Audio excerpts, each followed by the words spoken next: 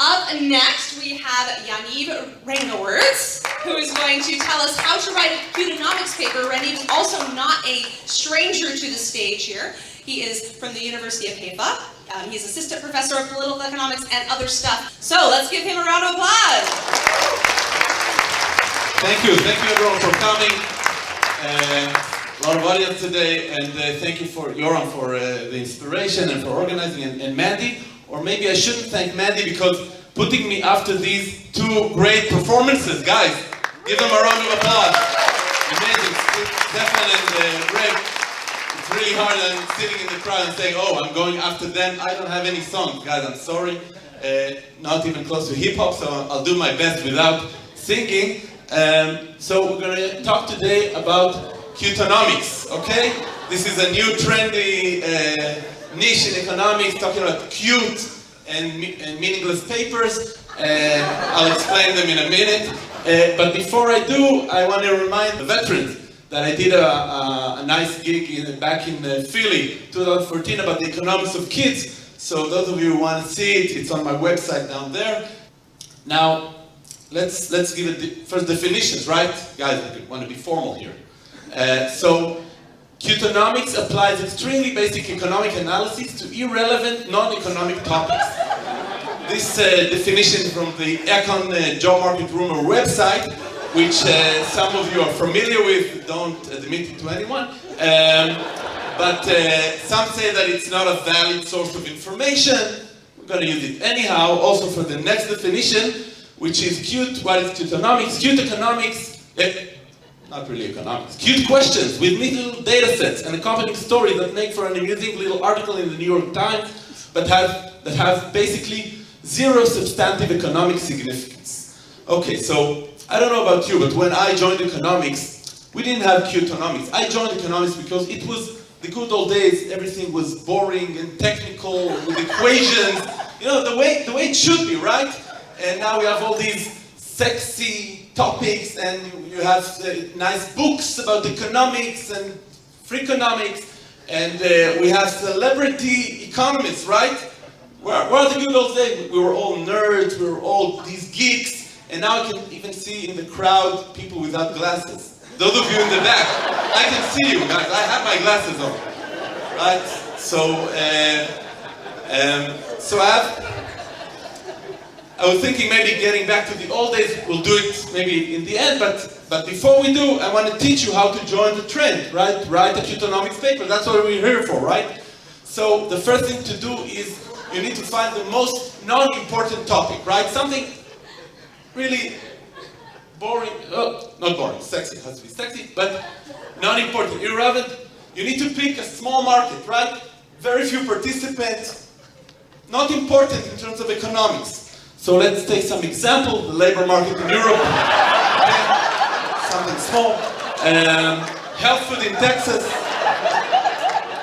non-organic vegetables in California, quality coffee in America. I'm sorry, Americans, truth has to be told, that's not really a big market. Condoms in rural Virginia, okay? So condoms are sexy, and I apologize for those of you from Virginia, but I'm going to pick on you for a few minutes. So condoms are sexy, they're cute. So we're gonna continue with the condoms example. So we have a topic. Condoms is possibly the best, and we need a title. Okay, a title for the paper. The most important thing in a Cuteonomics paper is the title, right? Don't get it wrong. So I'll give you some examples, okay? So condoms for everyone, the answer is gonna blow your mind! Woo.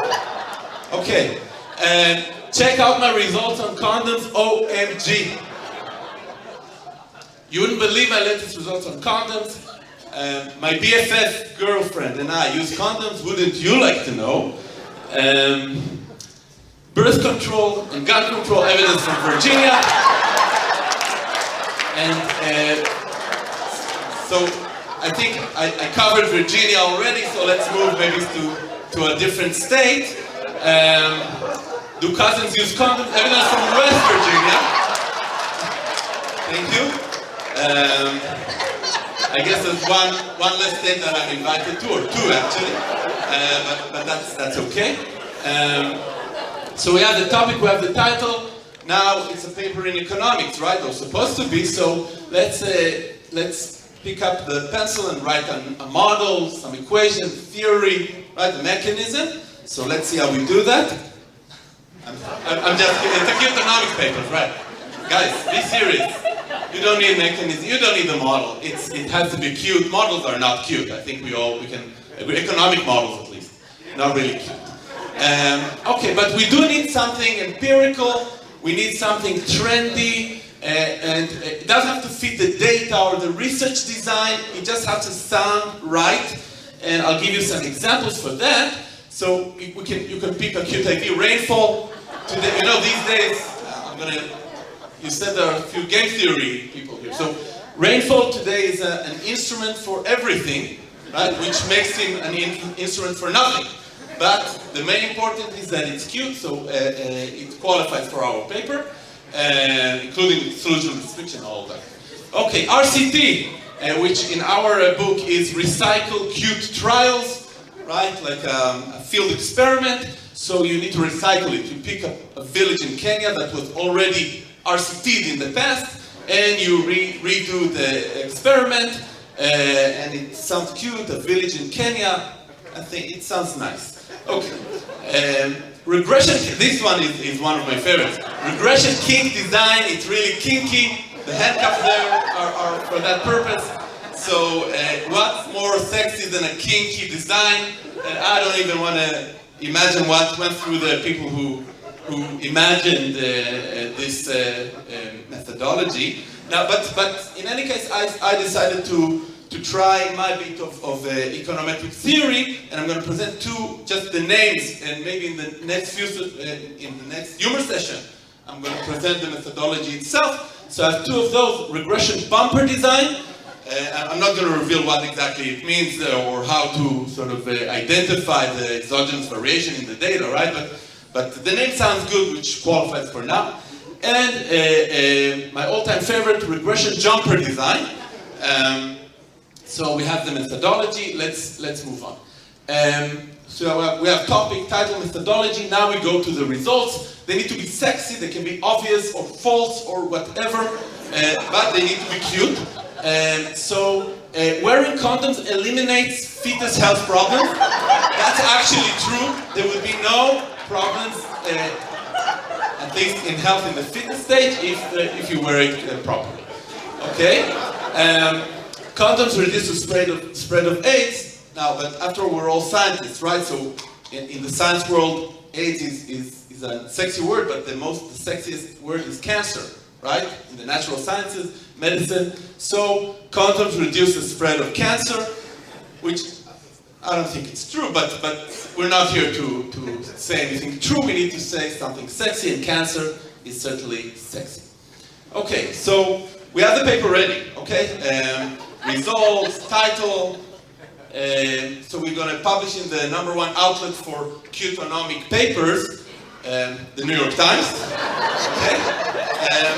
Now, for those of us who are into the academic career path and want tenure, like Stefan was saying, so we need to publish somewhere that counts for tenure. So if you're from Harvard or MIT, you go to QJE, it's an immediate pass. Or if you're from a different elite school, you can go to the AER. Those of you, like myself, who are not in these prestigious institutions, but maybe a bit less so, you can publish in REPEC or SSRM. Sorry guys, that's just the reality of the profession. Okay, so I think we're halfway through here and the first part. Now we know how to write a Cuteonomics paper, but for those of you who don't like this new trend, and like myself, like the good old days, the boring days of standard economics, I'm going to teach you a little bit how to write a non-Cuteonomics paper. And it's also blatant self-promotion because I'm going to talk about one of my papers. Disclaimer, it's a non-Cuteonomics, so it's not going to be that cute. But we're going to make it fast and not as painful as it was to get it published. Let's, again, with the definition. So if we define Cuteonomics as interesting but irrelevant, so immediately from that definition, the non-Cuteonomics is non-interesting and irrelevant. So let's do the recipe. You find a boring topic.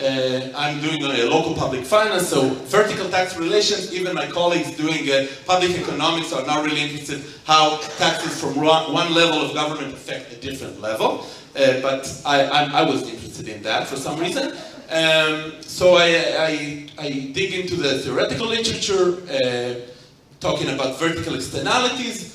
My contribution is actually empirical, using the Romer and Romer narrative approach, exogenous tax shocks. So I'm not objective, but I would say it's sound econometrics. It's not kinky, but that's the way it is with the old economic days, the non-Cuteonomics.